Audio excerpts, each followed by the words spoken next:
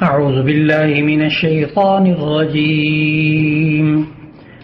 بسم الله الرحمن الرحيم. وقال الذين لا يرجون لقاءنا لولا أنزل علينا الملائكة أو نرى ربنا لقد استكبروا في أنفسهم وعتوا عتوا كبيرا. صدق اللہ العظیم. قرآن حکیم کے مضامین کے سلسلے میں آج ہم پارہ نمبر 19 کا مطالعہ کر رہے ہیں. 18ویں پارے کے آخر میں سورہ فرقان کا آغاز ہوا تھا. سورہ فرقان کے 2 رکوع 18ویں پارے میں ہیں اور باقی صورت کا حصہ 19ویں پارے میں ہے. سورہ فرقان جس کا آغاز گزشتہ 18ویں پارے میں ہوا تھا اور اس کے 2 رکوع 18ویں پارے میں گزرے تھے. اس سورہ فرقان کے اندر جو اللہ تعالیٰ نے احکامات دیے ان کو سمجھنے کے لیے ایک تو یہ ضروری ہے کہ وہ اس کا ترتیب توقیفی نمبر 25 اور اس کا نزولی نمبر 42 ہے. سورہ فرقان یہ مکی صورت ہے اور مکی صورت میں عام طور پر توحید، رسالت، آخرت کا ذکر ہوتا ہے. سورہ فرقان میں کل 77 آیات ہیں اور 6 رکوع ہیں. اس صورت کی ابتدا قرآن حکیم کے ذکر سے ہوئی اور اس صورت کا نام سورۃ الفرقان بھی اس لیے رکھا گیا کہ آیت نمبر 1 میں اللہ تعالیٰ نے اس کتاب کو فرقان کہا. تبارک الذی نزل الفرقان علی عبدہ. فرقان حق اور باطل میں فرق کرنے والی کتاب. چونکہ نبی صلی اللہ علیہ وسلم کے بارے میں اور قرآن حکیم کے بارے میں مشرکین مختلف قسم کے اعتراضات کرتے تھے، اللہ تعالیٰ نے ان آیات میں ان کا جواب دیا.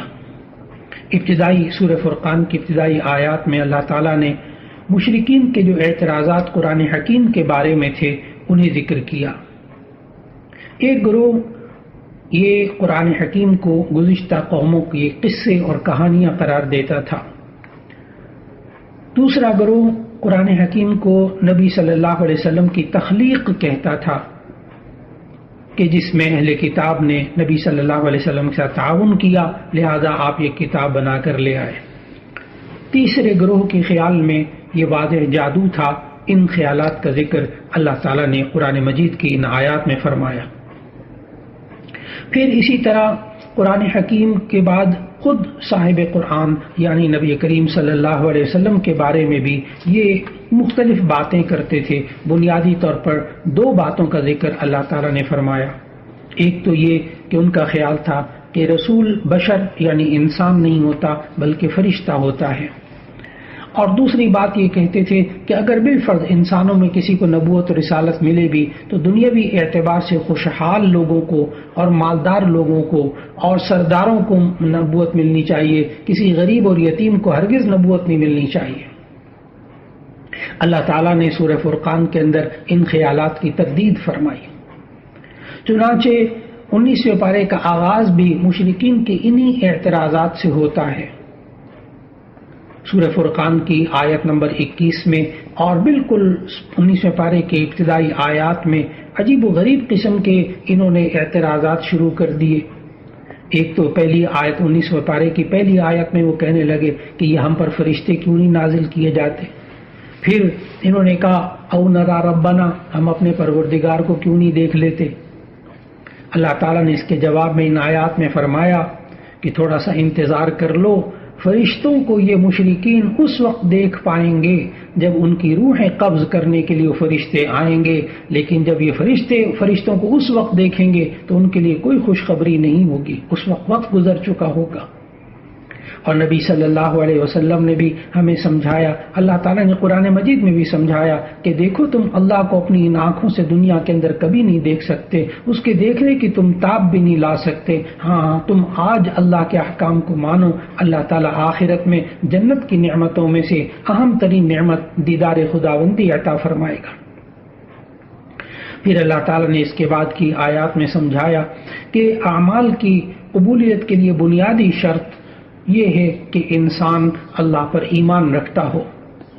لیکن اگر کوئی انسان اللہ پر ایمان نہیں رکھتا لیکن اچھے کام بظاہر اچھے کام کرتا ہے تو ایسی صورت میں وہ اعمال ضائع ہو جائیں گے اور وہ کسی کام نہیں آئیں گے. پھر اس کے بعد اللہ تعالیٰ نے رسول اللہ صلی اللہ علیہ وسلم کی یہ بات نقل فرمائی کہ نبی صلی اللہ علیہ وسلم اللہ کے رسول اللہ سے شکایت کریں گے یہ میرے رب میری قوم نے قرآن کو چھوڑ دیا تھا. یہ قرآن کو چھوڑنے کے بارے میں مفسرین نے مختلف امور ذکر کیے کہ قرآن چھوڑنے سے کیا مراد ہے. بعض مفسرین لکھتے ہیں کہ اس کا مطلب یہ ہے کہ نہ قرآن کو سنیں نہ اس پر ایمان لائیں. دوسری صورت یہ بتائی کہ قرآن چھوڑنے کا یہ مفہوم بھی ہے کہ انسان قرآن کو پڑھتا بھی ہے ایمان بھی رکھتا ہے کہ یہ اللہ کی کتاب ہے لیکن اس کے مطابق عمل نہیں کرتا. تیسری صورت یہ بتائی مفسرین نے قرآن کو چھوڑنے کے بارے میں کہ قرآن کے مطابق باقی زندگی تو گزارتا ہے لیکن زندگی کے معاملات اور تنازعات میں یہ اسے فیصلہ کرنے والا نہیں بناتا، یعنی اپنے زندگی کے فیصلوں میں معاملات کے فیصلوں میں قرآن کے مطابق فیصلہ نہیں کرتا. چوتھی صورت مفسرین نے یہ بتائی کہ قرآن حکیم کے معانی میں غور و تدبر نہ کرنا یہ بھی قرآن کو چھوڑنے کا معنی ہے. اور پانچویں مفسرین نے یہ بات بتائی کہ یہ انسان اپنی باطنی امراض کے لیے قرآن حکیم سے شفا حاصل نہ کرے تو ایسی صورت میں یہ بھی قرآن حکیم کو چھوڑنا مراد ہے. پھر اس کے بعد کی آیات میں اللہ تعالیٰ نے مشرکین کے مزید اعتراضات کو ذکر کیا کہ جیسے تورات اور انجیل ایک دم نازل ہوئی تو منکرین یہ کہتے تھے کہ قرآن ایک دفعہ کیوں نہیں نازل ہو جاتا. اللہ تعالیٰ نے قرآن حکیم کے تدریجاً نازل کرنے کی کئی حکمتیں پوشیدہ رکھی ہوئی تھیں. اس قرآن حکیم کو تاکہ حفظ کرنا آسان ہو جائے، اس کے معنی کا سمجھنا آسان ہو جائے، احکام پر ضبط کرنا آسان ہو جائے اور اس کے بعد اس پر عمل کرنا بھی آسان ہو جائے. لیکن اللہ تعالیٰ نے یہاں آیات میں ایک حکمت یہ بتا دی کہ تھوڑا تھوڑا قرآن نازل کرنے کا مقصد یہ تھا کہ آپ صلی اللہ علیہ وسلم کا دل مبارک قلب مبارک نور قرآن سے منور ہوتا رہے اور اس سے نبی صلی اللہ علیہ وسلم کو روح کی غذا اور دل کی تقویت حاصل ہوتی رہے. پھر اس کے بعد ایک تیز بارش کی مثال دیتے ہوئے اللہ تعالیٰ نے فرمایا کہ یکا یک برسنے والی تیز بارش یہ بسا اوقات کھیتی کو تباہ کر دیتی ہے، لیکن مناسب وقت تک بتدریج آہستہ آہستہ زمین پر بارش ہونے والی وہ زمین میں جذب ہو جاتی ہے. ان اعتراضات کے بعد رسول اللہ صلی اللہ علیہ وسلم کو تسلی دینے کے لیے قوم کے حالات، قوم نے جس طرح نبی صلی اللہ علیہ وسلم کو ستایا تو اللہ تعالیٰ نے نبی صلی اللہ علیہ وسلم کو تسلی دینے کے لیے حضرت موسیٰ، حضرت ہارون، حضرت نوح، حضرت ہود، حضرت صالح علیہ السلام کی قوموں کا ذکر کیا. پھر اس کے بعد اللہ تعالیٰ نے اس سورہ فرقان کے آخر میں آیت نمبر 63 سے آیت نمبر 74 تک عباد الرحمن کی صفات بتائیں کہ جو اللہ کے نیک بندے ہوتے ہیں ان کے اندر کیا کیا خوبیاں ہوتی ہیں. اس سورت فرقان کے آخر میں اللہ تعالیٰ نے عباد الرحمن کی 13 خصوصیات بتائی ہیں اور ان 13 خصوصیات کا تذکرہ کرتے ہوئے اللہ تعالیٰ نے ارشاد فرمایا کہ سب سے اہم نمبر 1 تواضع ہوتی ہے. جو رحمان کے بندے ہوتے ہیں ان کے اندر عاجزی ہوتی ہے. نمبر 2 جاہل لوگوں سے اعراض کرنا چاہیے جب وہ انسان سے الجھنے لگے. نمبر 3 راتوں کو نماز اور عبادت میں وقت گزارنا چاہیے. یہ عباد الرحمن ہوتے ہیں، رحمان کے بندے ہوتے ہیں. نمبر 4 جہنم کے عذاب کے خوف سے پناہ مانگنے والے ہوتے ہیں. نمبر 5 خرچ کرنے میں اعتدال کرنے والے ہوتے ہیں، نہ فضول خرچی کرتے ہیں نہ کنجوسی کرتے ہیں. اور 7ویں خوبی عباد الرحمن کی یہ بتائی کہ وہ شرک سے اجتناب کرتے ہیں. 8ویں خوبی یہ بتائی کہ ناحق قتل کرتے ہیں. اور 9ویں خوبی یہ بتائی کہ وہ زنا اور بدکاری سے اپنے آپ کو بچا کر رکھتے ہیں۔ 10ویں خوبی یہ بتائی کہ وہ جھوٹی گواہی سے بچنے کوشش کرتے ہیں، اور 11ویں خوبی بتائی کہ بیکار کاموں سے اپنے آپ کو بچا کے رکھتے ہیں اور اللہ کی کتاب کو سن کر اس سے فائدہ اٹھاتے ہیں۔ اور 13ویں خوبی یہ بتائی کہ اللہ تعالیٰ سے نیک بچوں کی دعا کرتے ہیں، ربنا ہب لنا من ازواجنا وذریاتنا قرۃ اعین، اے اللہ ہمیں اپنے گھر والوں سے، اپنی اولاد سے آنکھوں کی ٹھنڈک عطا فرما۔ اور پھر اس کے ساتھ ساتھ اللہ تعالیٰ نے اس عباد الرحمن کی خصوصیات بیان کرنے کے ساتھ ساتھ یہ بھی سمجھایا کہ تمہیں اپنے رب سے دعائیں مانگنی چاہیے۔ اگر دعائیں نہیں مانگو گے تو ایسی صورت میں یہ انسان کس طرح زندگی میں یہ گزار سکتا ہے کہ اللہ تعالیٰ کو اس کی کوئی پرواہ نہیں کہ یہ انسان کیا کرتا ہے، کیونکہ یہ انسان محتاج ہے اللہ سے مانگنے کا۔ اس کے بعد سورہ فرقان کے اختتام کے بعد سورہ شعراء کا آغاز ہو رہا ہے۔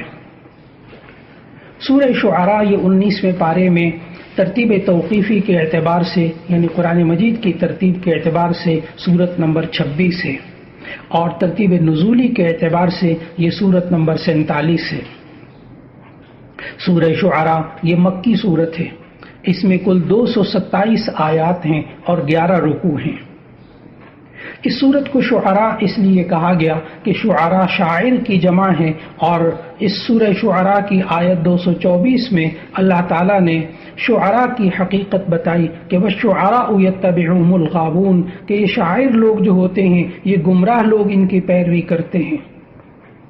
جب یہ آیت نازل ہوئی تو نبی کریم صلی اللہ علیہ وسلم کے جو قریبی شاعر تھے بہت بڑے بڑے، وہ تینوں گھبرا کر آئے، حضرت حسان ابن ثابت رضی اللہ تعالی عنہ، حضرت عبداللہ ابن رواحہ رضی اللہ تعالی عنہ، حضرت کعب ابن مالک رضی اللہ تعالی عنہ کہ یا رسول اللہ صلی اللہ علیہ وسلم ہم بھی تو شاعر ہیں۔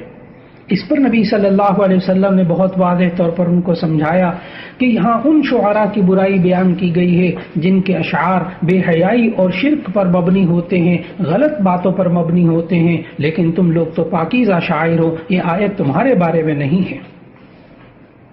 چنانچہ سورۃ الشعراء کے اندر اللہ تعالیٰ نے قرآن حکیم کے بارے میں بھی سمجھایا کہ اللہ تعالیٰ نے انسان کو یہ احساس ذمہ داری کہ نبی صلی اللہ علیہ وسلم پر اللہ تعالیٰ نے جو قرآن حکیم نازل کیا، نبی صلی اللہ علیہ وسلم جو ہدایات دیتے ہیں، پھر نبی صلی اللہ علیہ وسلم کی بات کو لوگ نہیں مانتے تھے تو نبی صلی اللہ علیہ وسلم کو تکلیف ہوتی تھی۔ اس پر بھی اللہ تعالیٰ نے فرمایا کہ آپ کے دل میں انسانیت کی ہدایت کا درد ہے، گویا کہ ایسا لگتا ہے جیسے آپ کی جان ہی لے لے گا۔ دوسرا مخالفین کا رویہ یہ تھا کہ جب جس کے سامنے نصیحت اور ہدایت کی بات آتی وہ اس سے منہ پھیرنا ضروری سمجھتے۔ اس کے بعد اللہ تعالیٰ نے اس سورۃ الشعراء کے اندر مختلف انبیاء کے قصے بیان کیے۔ حضرت موسیٰ علیہ السلام کا قصہ بیان کیا۔ سورہ شعراء کی آیت نمبر 10 سے لے کر آیت نمبر 68 تک اللہ تعالیٰ نے موسیٰ علیہ السلام کا قصہ ذکر کیا بڑی تفصیل کے ساتھ، کہ اللہ تعالیٰ نے موسیٰ علیہ السلام کو نبوت عطا فرما کر فرعون کے پاس جانے کا حکم دیا۔ اس موقع پر فرعون اور حضرت موسیٰ علیہ السلام کی جو گفتگو ہوئی، اللہ تعالیٰ نے اس کا ذکر کیا کہ فرعون نے سب سے پہلے اپنے احسانات ذکر کیے موسیٰ علیہ السلام پر کہ میں نے تمہاری تربیت کی تھی۔ حضرت موسیٰ علیہ السلام نے جواب دیا تمہیں احسان جتلانے کا حق نہیں پہنچتا جبکہ تم نے میری قوم کو غلام بنا رکھا تھا اور میری قوم پر اتنے ظلم کیے تھے۔ پھر فرعون نے موسیٰ علیہ السلام کو اس قتل کا واقعہ یاد دلایا جو اتفاقاً موسیٰ علیہ السلام کے ہاتھوں ہو گیا تھا۔ تب موسیٰ علیہ السلام نے کہا کہ میں نے وہ جان بوجھ کر نہیں کیا تھا بلکہ وہ مجھ سے غلطی اور خطا مجھ سے ہو گئی تھی۔ پھر فرعون نے تکبر اور استہزاء مذاق اڑاتے ہوئے سوال کیا کہ یہ رب العالمین کیا چیز ہوتی ہے؟ حضرت موسیٰ علیہ السلام نے ان آیات میں جواب دیا کہ رب العالمین وہ ہے جس نے آسمان و زمین کو پیدا کیا ہے، اسی کا حکم یہاں چلتا ہے، اسی نے پیدا کیا ہے اور تمہارے آبا و اجداد کو بھی اسی نے پیدا کیا تھا۔ وہی اللہ ہے جو مشرق سے سورج کو طلوع کرتا ہے اور مغرب میں سورج کو غروب کرتا ہے۔ یہی باتیں فرعون سے چل رہی تھیں کہ فرعون نے موسیٰ علیہ السلام سے معجزات طلب کرنے کی کوشش کی تو اللہ کے حکم سے موسیٰ علیہ السلام نے 2 معجزے دکھائے. ایک تو ید بیضا کا معجزہ کہ ہاتھ کو کپڑے سے باہر نکالا تو وہ سورج کی طرح چمکنے لگا اور اس کی چمک سے فرعون اور اس کے درباریوں کی جو آنکھیں تھیں وہ بھی اس کی روشنی سے متاثر ہونے لگی. دوسرا معجزہ یہ دکھایا کہ حضرت موسیٰ علیہ السلام نے وہ لاٹھی زمین پر ڈال دی جو کہ اژدہا بن گئی، بڑا سانپ بن گئی. اس معجزے کو اس نے جادو پر معمول کیا. موسیٰ علیہ السلام کو نیچا دکھانے کے لیے مصر سے فرعون نے مصر کے بڑے بڑے جادوگروں کو جمع کیا اور مصریوں کے سالانہ جشن اور عید کے دن ایک بڑے میدان میں لوگوں کو جمع کر کے مقابلے کا آغاز ہوا. اللہ تعالیٰ نے ان آیات میں بتایا کہ ساحروں کی ڈالی ہوئی وہ رسیاں اور لاٹھیاں وہ دوڑتے ہوئے سانپ محسوس ہونے لگے. حضرت موسیٰ علیہ السلام نے بھی اللہ کے حکم سے اپنی لاٹھی زمین پر ڈال دی، وہ بھی سانپ بن گئی اور سارے سانپوں کو کھا گئی. جادوگر سمجھ گئے حقیقت کو کہ یہ جادوگر نہیں ہے، اس لیے کہ کسی میدان کا ماہر اگر کوئی ہو اور اس کے سامنے کوئی بندہ وہ کام کرے وہ سمجھ جاتے ہیں کہ یہ ہمارے میدان کا بندہ ہے یا نہیں ہے. جادوگر بھی سمجھ گئے کہ یہ ہمارے میدان کا بندہ موسیٰ نہیں ہے. فوراً رب العالمین کے سامنے سجدے میں گر کر انہوں نے ایمان قبول کر لیا.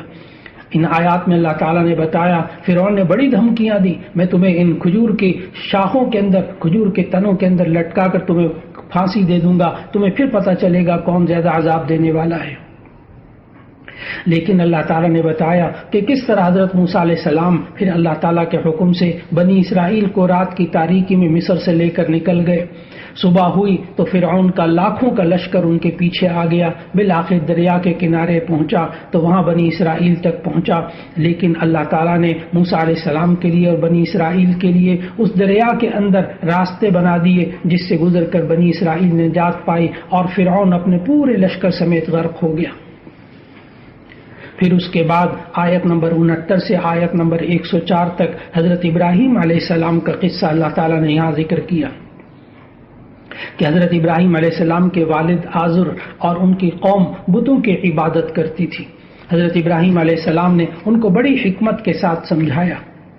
آیت نمبر 78 سے آیت نمبر 82 تک حضرت ابراہیم علیہ السلام نے 5 دلائل دیے اللہ تعالیٰ کی ذات پر اور فرمایا وہی میرا خالق ہے، وہی مجھے ہدایت دینے والا ہے. نمبر 2 وہی رازق ہے. نمبر 3 وہی بیماریوں سے شفا دیتا ہے. نمبر 4 وہی موت دے گا، وہی زندہ کرے گا. نمبر 5 وہ دنیا اور آخرت میں گناہوں کو معاف کرنے والا ہے. پھر آیت نمبر 83 سے آیت نمبر 87 تک حضرت ابراہیم علیہ السلام نے 5 دعائیں بھی مانگی. ایک دعا، پہلی دعا یہ مانگی اے اللہ مجھے فہم و علم عطا فرما.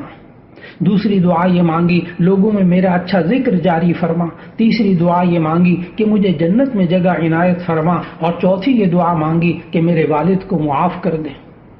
یہ دعا مفسرین نے لکھا یہ دعا اس وقت کی تھی جب والد کا کفر پر اصرار آپ کے سامنے واضح نہیں ہوا تھا، اس وقت والد کی مغفرت کی دعا کی تھی.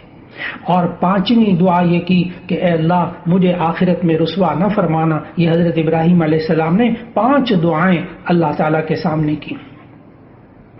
پھر اس کے بعد آیت نمبر 105 سے آیت نمبر 122 تک حضرت نوح علیہ السلام کا قصہ ذکر ہوا. یہ تیسرا قصہ ہے جو سورہ شعراء میں آ رہا ہے. حضرت نوح علیہ السلام نے اپنی قوم کو 950 سال ایمان کی دعوت دی، لیکن انہوں نے حضرت نوح علیہ السلام کی دعوت کو ٹھکرا دیا. چنانچہ اللہ نے اس پوری قوم کو غرق کر دیا اور ایمان والوں کو بچا لیا. پھر آیت نمبر 123 سے آیت نمبر 140 تک سورہ شعراء کے اندر حضرت ہود علیہ السلام کا قصہ اللہ نے ذکر کیا. یہ چوتھا قصہ ہے سورہ شعراء کے اندر. حضرت ہود علیہ السلام یہ قوم عاد کے نبی تھے. یہ قوم جسمانی قوت، عمر کی لمبائی اور خوشحالی کے اعتبار سے دنیا کی ایک نمایاں قوم تھی اور انہوں نے بغیر ضرورت کے بڑے بڑے محلات تعمیر کیے رکھے تھے. انہوں نے اپنی شان و شوکت، بڑی بڑی بلڈنگیں اور بڑے بڑے تعمیرات اور بڑے بڑے پہاڑوں کے اندر اپنے کمالات دکھا کر، لیکن اللہ نے ان کو جب ایمان کی دعوت پہنچوائی، شرک سے باز کیا تو انہوں نے اس کو نہیں قبول کیا. اس پر اللہ کا عذاب بھی نازل ہوا. پھر اس کے بعد حضرت صالح علیہ السلام کا 5واں قصہ حضرت صالح علیہ السلام کا ذکر ہوتا ہے سورہ شعراء کی آیت نمبر 141 سے آیت نمبر 159 تک۔ صالح علیہ السلام کی قوم یعنی قوم سمود، یہ مادی وسائل اور رزق کی فراوانی اور امن و تحفظ اور کمال و دولت ان کو حاصل تھا۔ سرسبز و باغات اور بارونق زمینیں قوم سمود کے پاس موجود تھیں، لیکن انہوں نے اللہ کی نعمتوں کا شکر نہ کیا اور شرک میں مبتلا رہی۔ اللہ نے ان کو زلزلے کے ذریعے ہلاک کر دیا۔ پھر آیت نمبر 160 سے آیت نمبر 175 تک اللہ تعالیٰ نے سورہ شعراء کے اندر 6واں قصہ حضرت لوط علیہ السلام کا ذکر کیا۔ یہ قوم شہوت پرستی میں، فسق و فجور میں، بدکاری میں اس حد تک آگے بڑھ گئی کہ وہ ایسا عمل کرتے تھے جو ان سے پہلے کسی نے نہیں کیا تھا، جس سے حیوان بھی نفرت کرتے ہیں۔ اللہ تعالیٰ نے آسمان سے ان پر پتھروں کی بارش کی اور ان کا نام و نشان مٹ گیا۔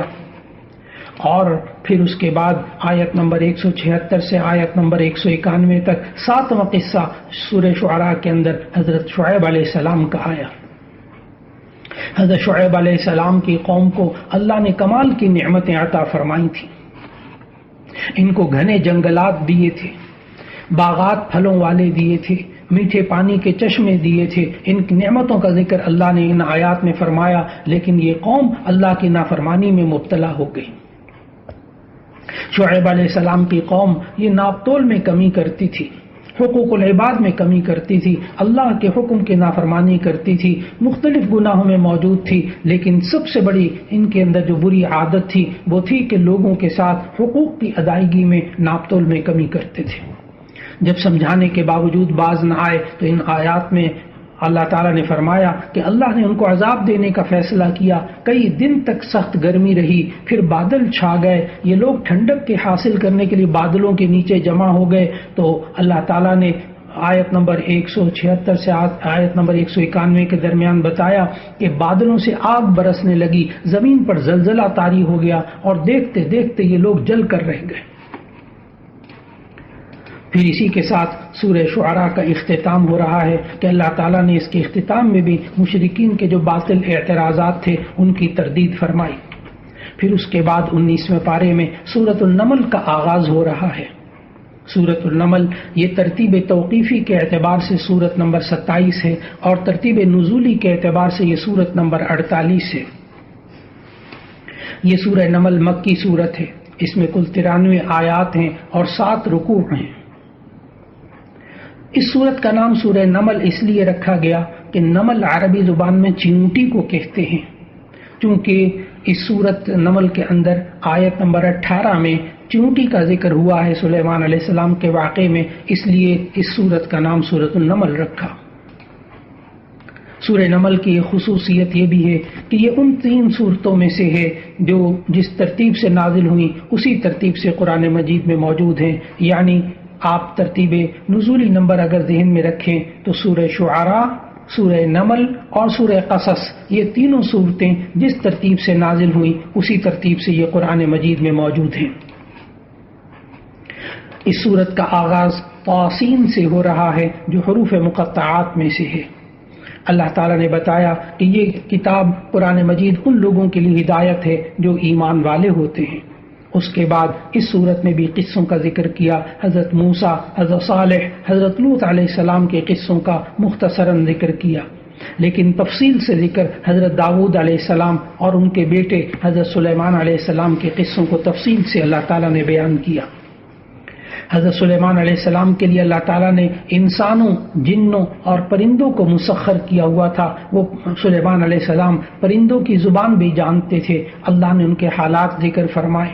ایک تو چیونٹی والی وادی کا ذکر کیا، آیت نمبر 18 سے آیت نمبر 19، آیت نمبر 18 اور آیت نمبر 19 میں اللہ تعالیٰ نے چیونٹیوں والی وادی کا ذکر کیا کہ ایک دن حضرت سلیمان علیہ السلام کا گزر اپنے لشکر کے ساتھ چیونٹیوں کی وادی کے پاس سے ہوا، تو انہوں نے سنا کہ ایک چیونٹی کہہ رہی تھی، ایک چیونٹی دوسری چیونٹیوں سے کہہ رہی تھی کہ جلدی سے اپنی بلوں میں داخل ہو جاؤ، کہیں حضرت سلیمان علیہ السلام اور ان کا لشکر بے خبری میں تمہیں روند نہ ڈالے۔ حضرت سلیمان علیہ السلام نے اس چیونٹی کے کلام کو سن لیا، چیونٹی کی اس بات پر مسکرائے اور اللہ کا شکر ادا کیا کہ اللہ تو نے مجھے بہت سی نعمتیں عطا کی ہیں، جن میں سے ایک نعمت پرندوں اور جانوروں کی بولی بھی سمجھنا ہے۔ پھر آیت نمبر 20 میں ہدہد کا ذکر ہوا کہ حضرت سلیمان علیہ السلام کے دربار میں مستقل حاضر رہنے والے پرندوں میں سے ایک پرندہ ہدہد بھی تھا۔ اس نے ایک دن حضرت سلیمان علیہ السلام کو ملکہ سبا اور اس کی قوم کے بارے میں اطلاع دی کہ وہ سورج کی عبادت کرتے ہیں۔ آیت نمبر 22 سے آیت نمبر 44 تک اس ملک سبا کے ملکہ سبا کا تذکرہ ہے جس کا نام بلقیس ہے۔ اللہ تعالیٰ نے ہمیں بتایا کہ حضرت سلیمان علیہ السلام نے خط بھیج کر ملکہ سبا کو اپنے دربار میں حاضر ہونے کے لیے کہا۔ ملکہ سبا کو اپنے مادی اسباب پر بڑا ناز تھا، لیکن جب اس نے حضرت سلیمان علیہ السلام کے محلات اور ان کا جدید ترین ساز و سامان دیکھا تو اسے اپنی قوت بڑی کمزور محسوس ہوئی، چنانچہ ملکہ سبا نے اسلام قبول کر لیا۔ حضرت سلیمان علیہ السلام کے واقعے کے بعد اختصار کے ساتھ حضرت صالح اور حضرت لوط علیہ السلام کا بھی قصہ اللہ تعالیٰ نے بیان فرمایا۔ سورہ نمل کی آیت 45 سے لے کر آیت نمبر 53 میں حضرت صالح علیہ السلام کا تذکرہ ہوا کہ انہوں نے کس طرح قوم کو ایمان کی دعوت دی تو وہ قوم دو حصوں میں تقسیم ہو گئی، بعض مؤمن تھے اور بعض کافر تھے۔ پھر اللہ تعالیٰ نے ان آیات میں بتایا کہ کافروں میں 9 قسم کے سردار تھے جنہوں نے آپس میں قسمیں کھا کر یہ طے کر لیا تھا کہ ہم رات کو اچانک حملہ کر کے اللہ کے نبی کو قتل کر دیں گے، لیکن اپنے ارادے کو عملی جامہ پہنانے سے پہلے اللہ تعالیٰ کے عذاب کی لپیٹ میں آ گئے اور ان کا نام لینے والا بھی کوئی باقی نہ رہا۔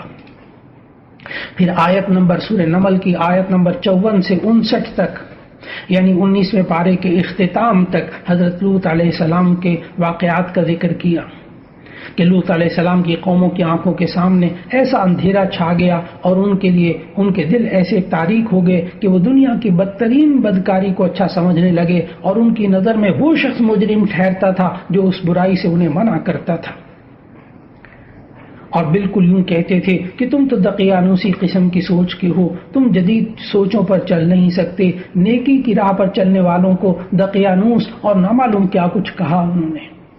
یہ روشن خیال اپنے آپ کو سمجھتے تھے لوط علیہ السلام کی قوم والے لوگ، جبکہ برائی کے ساتھ دینے والوں کو ترقی پسند اور روشن خیال سمجھا جاتا تھا۔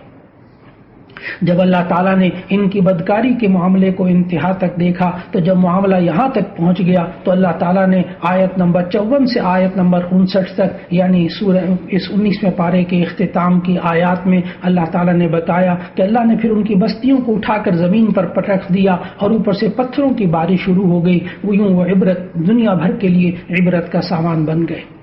اللہ رب العزت ہمیں گزشتہ قوموں کی برائیوں سے بچنے کی توفیق عطا فرمائے اور قرآن حکیم کی تلاوت کرتے ہوئے اسے سمجھ کر پڑھنے اور پھر اس کے مطابق عمل کرنے اور دوسروں تک اس کا پیغام پہنچانے کی توفیق عطا فرمائے۔ وآخر دعوانا ان الحمد للہ رب العالمین۔